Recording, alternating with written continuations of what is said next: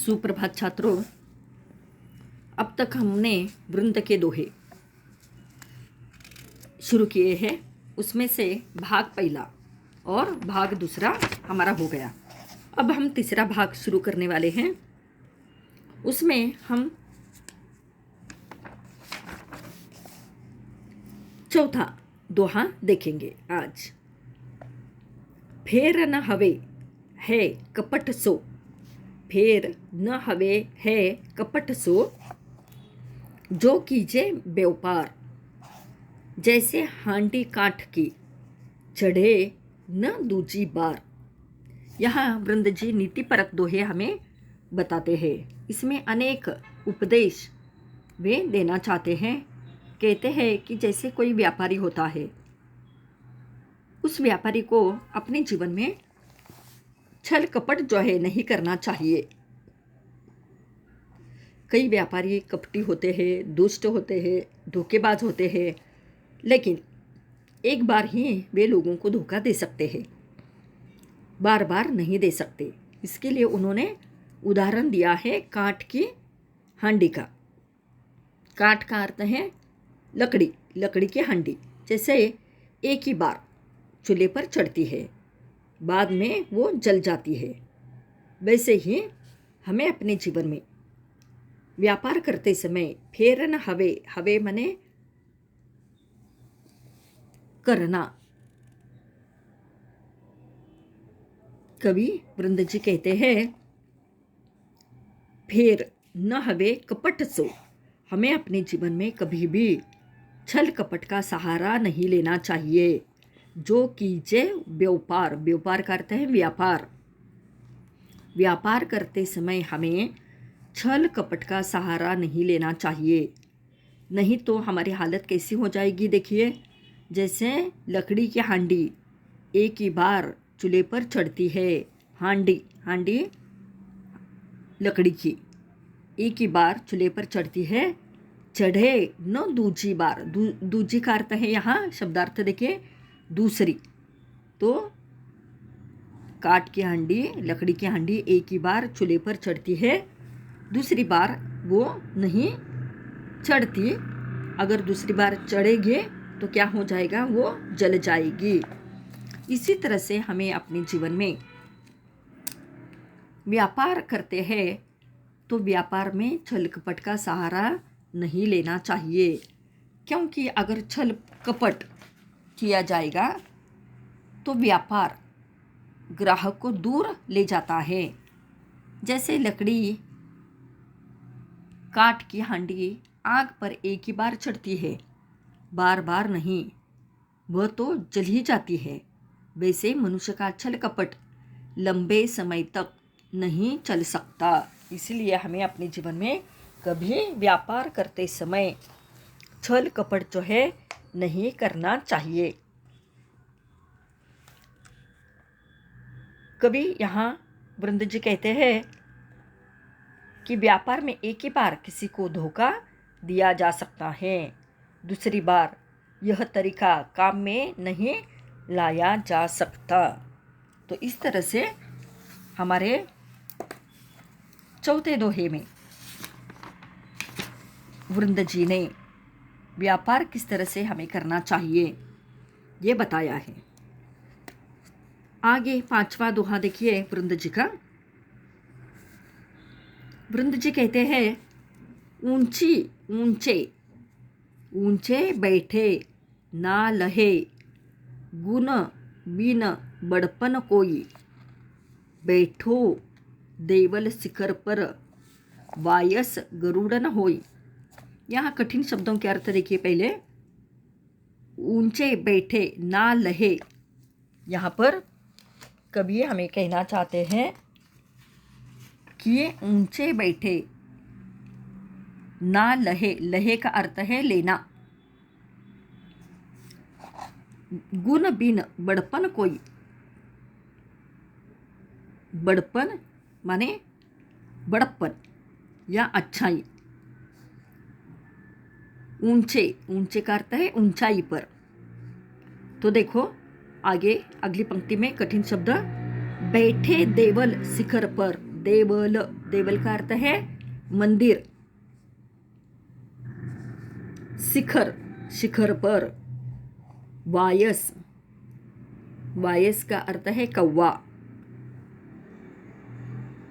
गरुड़न होई।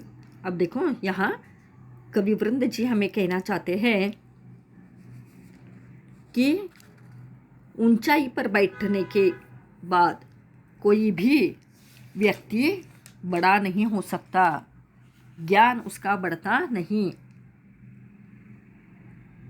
जैसे कि कौवा जो है मंदिर के शिखर पर बैठने से वो गरुड़ की तुलना नहीं कर सकता। यहाँ वृंद जी हमें कहना चाहते हैं कि जिस प्रकार मंदिर के उच्च शिखर पर बैठा हुआ कौवा गरुड़ नहीं बन जाता, उसी प्रकार गुणहीन व्यक्ति, गुणहीन का अर्थ है जिसके पास गुण नहीं है, ज्ञान नहीं है, ऐसा व्यक्ति उच्च स्थान पर बैठने मात्र से कभी वो बड़ा नहीं बनता। तो इस तरह से नीतिपरक दोहे में वृंद जी हमें कहना चाहते हैं कि सिर्फ जगह, ऊंची शिखर पर बैठने से, ऊंची जगह पर बैठने से कोई व्यक्ति जो है बड़ा नहीं होता। यहाँ कवि कहते हैं कि बिना गुण के किसी व्यक्ति को उच्च स्थान पर बैठने मात्र से बड़प्पन नहीं मिलता।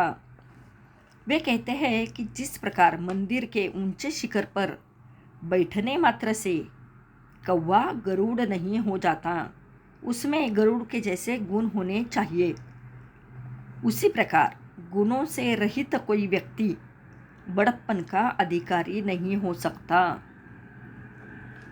तो इस तरह से उन्होंने अपने इस दोहे में अच्छाई और बुराई का जो भेद है ये बताया है। अच्छे गुणों से आदमी बड़ा बनता है, अच्छे विचारों से आदमी बड़ा बनता है, न कि ऊंची जगह पर बैठने से। आगे समझ में? अब आगे हम छठा दोहा देखेंगे। देखिए अगला छठा दोहा बहुत ही सुंदर है। उद्यम कबहू न छाड़िए, पर आशा के मूद, गागरी कैसे फोरिए, उनयो देखी पयोद। अब यहाँ भावार्थ देखिए। उद्यम, उद्यम का अर्थ है उद्योग, उद्योग माने प्रयत्न। कभी न छाड़िए, छाड़िए माने छोड़ना। हमें अपने जीवन में कभी भी प्रयत्न जो है नहीं छोड़ने चाहिए, उद्योग नहीं छोड़ना चाहिए। पर आशा के मूद, आशा, आशा माने खुशी, आशा। मोद, मोद माने आनंद। देखिए यहाँ पर कवि वृंद कहते हैं कि गागरी कैसे फोरिए, फोरिए माने फोड़ना, गागरी कैसे फोरिए, फोरिए का अर्थ है फोड़ना। उनयो, उनयो देखी पयोद, पयोद का अर्थ है बादल। यहाँ वृंद जी कहना चाहते हैं कि हमें अपने जीवन में आशा कभी भी नहीं छोड़नी चाहिए। कभी कभी हम बहुत प्रयत्न करते हैं लेकिन हमें यश मिलता नहीं, लेकिन फिर भी हमें प्रयत्न जो है करने ही चाहिए। जैसे अंग्रेजी में भी कहा जाता है try try but don't cry, वैसे ही हमें अपने जीवन में उद्योग निरंतर करने चाहिए। एक न एक दिन आशा जो है हमें छोड़नी चाहिए, छोड़नी नहीं चाहिए। एक न एक दिन हमारा अच्छा होगा, भला होगा, ऐसे हमें कहना चाहिए। हमें किसी पर भी निर्भर नहीं रहना चाहिए, हमें किसी पर भी निर्भर नहीं रहना चाहिए। जैसे कि वृंद जी हमें कहना चाहते हैं कि जिस तरह से बादलों को उमड़ा हुआ देखकर पानी से भरे घड़े को फोड़ देना मूर्खता है। गागरी, गागरी माने पानी की गगरी भरने से बादल आए हैं ये देखकर हमें पानी की गगरी जो है फोड़नी नहीं चाहिए। ठीक उसी प्रकार दूसरों के भरोसे अपना कार्य अथवा व्यवसाय हमें छोड़ देना अनुचित है, हमें छोड़ना नहीं चाहिए। जैसे कभी यहाँ कहते हैं कि मनुष्य को किसी के सहारे की आशा में खुद प्रयत्न जो है करना नहीं छोड़ देना चाहिए। क्या बादल घिर जाने पर उससे मिलने वाले विपुल जल की उम्मीद में कोई पानी रखने का अपना जल पात्र माने गगरी फोड़कर फेंक देता है? तो इसी तरह से दूसरे पर कभी विश्वास या भरोसा नहीं करना चाहिए। हमें अपने जीवन में उद्योग निरंतर हमें करने चाहिए। आगे कवि कहते हैं, कछु कही नीच न छेड़िए, भलो न वाको संग, पाथर डारे कीच में, उछरी बिगारे अंग। अब इस दोहे के कठिन शब्द देखिए।